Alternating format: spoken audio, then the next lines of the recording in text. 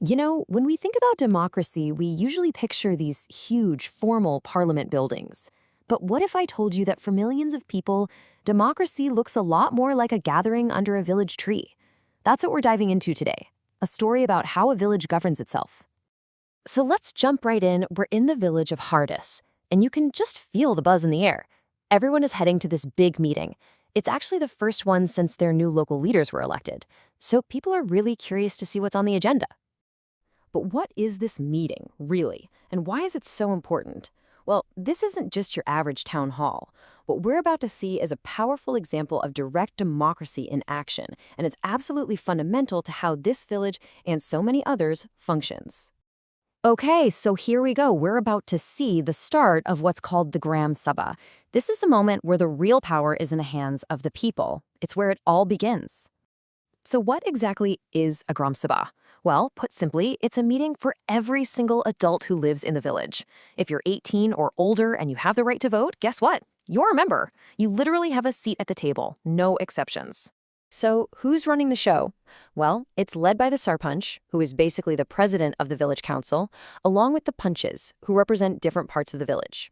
And the key thing here is that these folks were just elected by the villagers themselves for a 5-year term.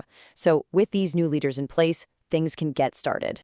All right, the meeting is officially underway. And believe me, the first thing they're tackling is no small matter. It's a huge issue that affects absolutely everyone sitting there. So, first up on the agenda is a major, major problem: water, or the lack of it. Someone stands up and points out the hand pumps are nearly dry because the groundwater level is just dropping lower and lower. Women are having to walk for miles just to find water. This is a real crisis right here, right now. And this is where you see the beauty of the Gram Sabha. A villager named Anwar stands up. He tells everyone about something he saw when visiting another state. He talks about this idea of watershed development, planting trees, building small check dams to help conserve water. He even mentions that the government provides funding for this stuff. All of a sudden, a real, practical, long-term solution is on the table, and it came from an ordinary citizen. All right, on to the next topic. And I gotta tell you, this is where the whole mood of the meeting is about to shift. The next task is to finalize the list of families that are considered below the poverty line, or BPL. Now, this list is a big deal because it decides who gets critical government benefits. As soon as the names start being read out, you can hear murmurs rippling through the crowd. Something is definitely off. People are whispering back and forth. You hear things like, wait, Notwar? He just bought a color TV. How is he on the list? And someone else says, and Burju, the man owns a ton of land. The villagers know who's who, and they know this list doesn't feel right at all. And then you have the flip side of this. There's a man named Prakash, who is a landless laborer and can barely make ends meet. A truly poor man. And his name? It's not on the list. Not even mentioned. It's a clear, glaring injustice, and everybody there knows it. So here's the question: why is everyone just whispering? Well, because Amir Chand, a very powerful local landlord, is sitting right there in the meeting. And guess who Notwar and Birju are? Yep, his buddies. So speaking up isn't just a suggestion, it means directly challenging a powerful man. That's a big risk.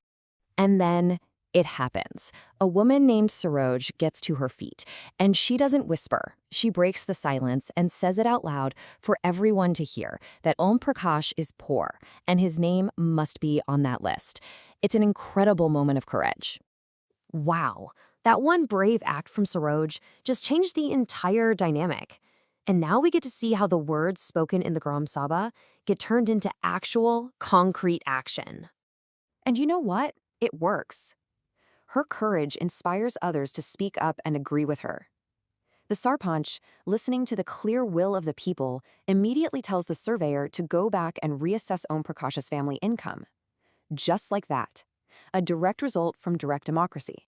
Okay, so this is a really important distinction to understand. The Gram Sabha, which we've been watching, is the meeting of everybody. It's the voice of the people, where they discuss things and give their approval. The Gram Panchayat, on the other hand, is that small elected council. They're the ones who have to implement the decisions. So think of it this way. The Sabha is the ideas and approvals meeting. The Panchayat is the get-it-done committee. So, what kind of stuff does the Gram Panchayat actually do? We're talking about the real nuts and bolts of running a village. They oversee the construction and maintenance of roads, water sources, school buildings, you name it. They also handle collecting local taxes and are responsible for rolling out government programs that create jobs in the village. Now let's circle back to our story. After that big Gram Sabha meeting, the newly elected Gram Panchayat holds its own meeting. They immediately get to work on the water problem. For a quick fix, they decide to deepen 2 of the hand pumps. And for the long term, they agree to seriously look into Anwar's watershed idea and get more info from the government. The story of Hardas village is amazing, but it's just one piece of a much larger puzzle. So let's zoom out for a second and see how this all fits into the bigger picture of how India is governed. This whole setup is called the Panchayati Raj System, and it works on 3 levels. Right at the bottom, at the village level, you have the Gram Panchayat, like we saw in Hardas. Then you group a bunch of those together to form the block level, or Janpad Panchayat. And finally, all of those blocks come together under the district level, or Zila Parishad, which coordinates development for the entire district. And at the absolute core of this entire system is one simple but powerful idea: accountability. This quote just sums it up perfectly. The Gram Sabha acts as a watchdog. It's there to stop the elected panchayat from misusing funds or playing favorites. It keeps them honest and directly responsible to the very people who voted for them. So when you really think about it, what we saw in Hardas, from tackling a water crisis to fixing an unfair list, is the Panchayati Raj system in a nutshell. It's a nationwide structure designed to give people a real, direct voice in the decisions that shape their daily lives. In the end, this system takes the big abstract idea of democracy and makes it real and local. But as we saw with Saroj, the system itself is only half the battle.